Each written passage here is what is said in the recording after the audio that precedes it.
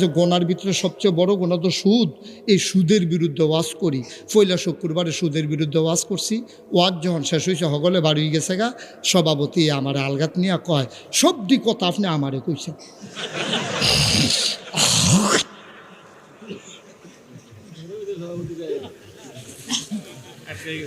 হ্যাঁ, আমার দুস্থ কয় হারামও না। আমি আপনার কয়েম করতাম, আমি নিয়তে করছি সুদের উপরে ওয়াজ করাম, আমি আপনার ফেলছায় কয়েম করতাম। আপনি তো যে ফেল মধ্যে ফেলছেন, কিন্তু প্রতিটি কথা যখন কইছেন সব মানুষ আমার ফেলছাইয়া রয়েছে। তো আমি কিতা করতাম? আমি সুদের বিরুদ্ধে, আমি কি আপনার নাম লইছি না কিছু কইছি? আমি সুদের বিরুদ্ধে ওয়াজ করছি, আপনার ফেলছাই থাকলে আমি কিতা করতাম? কয় অবশ্যই কেউ না কেউ কইছে আমি যে খাই।